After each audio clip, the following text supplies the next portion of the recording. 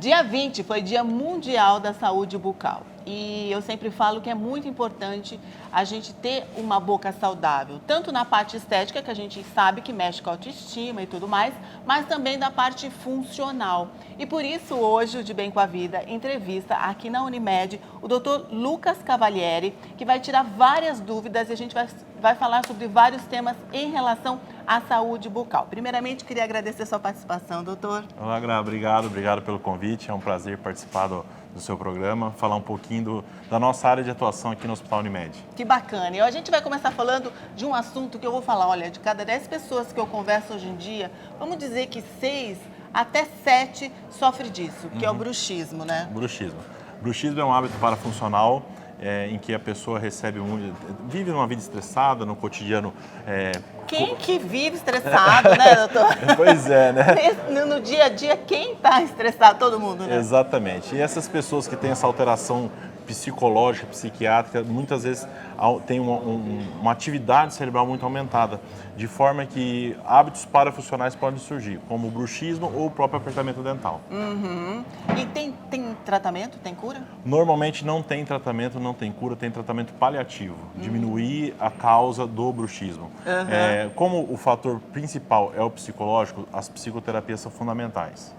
E tem pessoas que acabam tendo dores articulares, né? Nesse caso, existe algum tratamento ou tem que ser cirúrgico mesmo? Assim como em qualquer articulação do nosso corpo, a sobrecarga sempre é maléfica. Então, se o paciente tem um hábito parafuncional de apertar, de ranger, ele sobrecarrega a articulação temporomandibular. E aí ele pode desenvolver, sim, artralgias, deslocamentos do disco articular com processos degenerativos. Então, isso acontece corriqueiramente.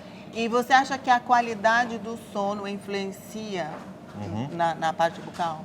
Com certeza, a qualidade do sono tem tudo a ver com o desenvolvimento do hábito parafuncional. A pessoa que não dorme direito, que não consegue relaxar, não tem a regeneração tecidual. Dessa forma, começa a ocorrer problema articular, problema muscular, acúmulo de mediadores químicos inflamatórios, surgimento de dor e de disfunção. A apneia do sono também tem relação? Sim, a apneia do sono significa a parada de respiração durante o sono. Então, a pessoa apresenta várias paradas com dessaturação de oxigênio. Então, ele deixa de respirar, deixa de ter aquela troca gasosa.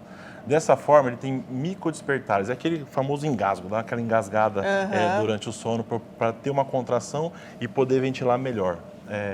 Então, o sono ruim leva a hábito parafuncional, leva a alterações metabólicas importantes, como hipertensão arterial sistêmica. Muitos pacientes têm um sobrepeso, evoluem para diabetes. Então, esse link entre sono ruim, disfunção articular, alteração metabólica, ela existe e é real. Gente, olha só quanta coisa envolve aí. A gente sabe, né? Todo mundo a gente comenta que a gente tem um lado diferente do outro. Isso é normal, né? Normal, acontece. Mas tem gente que tem uma diferença muito grande, acaba tendo uma deformidade e isso também prejudica, né? Também. Aí existe um caráter estético-funcional. Alteração de mordida, alteração de vias respiratórias e alteração da face propriamente dita. O diagnóstico disso é chamado de deformidade dentofacial. Entre as deformidades existem várias, classe 2, classe 3, enfim, o diagnóstico é bem mais profundo. E aqui na Unimed a gente faz uma cirurgia chamada cirurgia ortognática, que é uma cirurgia que a gente faz com o paciente anestesia geral e corrige a posição de maxila e de mandíbula para devolver estética e função para esse paciente. Olha só que bacana. Agora você como dentista, quais são as dicas principais para qualquer pessoa que está assistindo a gente manter, né, uma saúde bucal no dia a dia? É uma boa pergunta.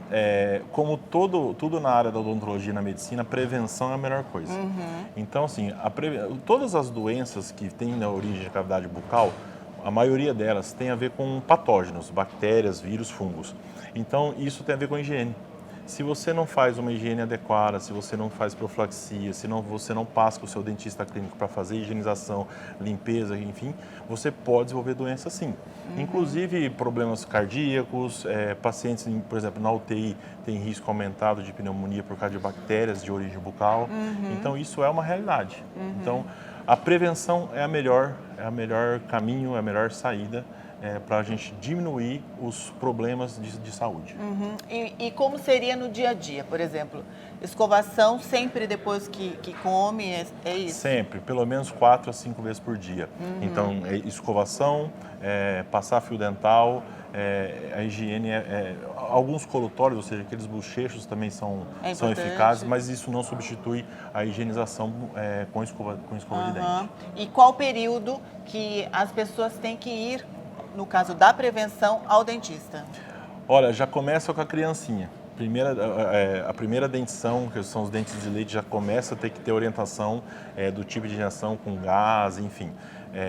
Quando ocorre a troca de dentição da dentição descida para a dentição permanente, então já tem que ter um acompanhamento com o ortodontista para colocar aparelho, para melhorar a posição dos dentes. Ou seja, esse tipo de cuidado é durante a vida toda.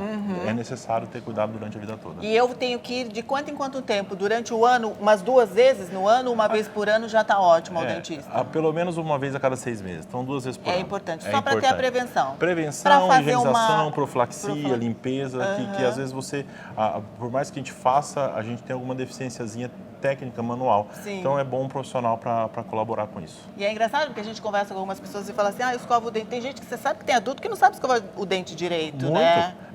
É a principal causa de perda dentária. Então hoje a gente trata pacientes mais idosos, mais velhos, que perderam o dente. Normalmente a perda dentária está associada à falta de higiene. Olha, e tem, na hora de você comprar, por exemplo, uma escova, hoje em dia, eu falo que parece uma boutique, né? Você chega assim, tem todos os tipos, cores, tamanhos, formatos. E eu tô falando isso porque eu fiz isso semana passada, eu tive que comprar uma escova, eu fiquei perdida. Existe alguma técnica ou algumas dicas? Ou depende do paciente? É assim, eu costumo recomendar escovas médias, de tamanho médio, e cerdas macias. Cerdas muito resistentes causam muita fricção e isso pode ter lesão ao que a gente chama de periodonto de sustentação, basicamente gengiva e osso. Então, cerdas macias são as melhores. E mais do que o tipo de escova, a técnica de escovação é importante. Gente, a gente precisa aprender. Juliano, vamos fazer uma pauta de como fazer a escovação correta, viu? Porque parece, né, que a gente está comentando, mas é verdade, sim. A gente acaba... É tudo no automático que a gente faz assim rapidinho, porque já tem que correr, que não sei o quê, e acaba achando que escovou o dente e não escovou o dente direito. Então, a gente vai, uma pauta aí, ensinar qual é a melhor forma aí de estar escovando direitinho os dentes, até porque o doutor acabou de falar que a prevenção realmente, ela ajuda, a higienização ajuda na prevenção de muitas doenças. Doutor, queria agradecer a sua participação. Eu que agradeço, espero ter colaborado de alguma forma. Com certeza.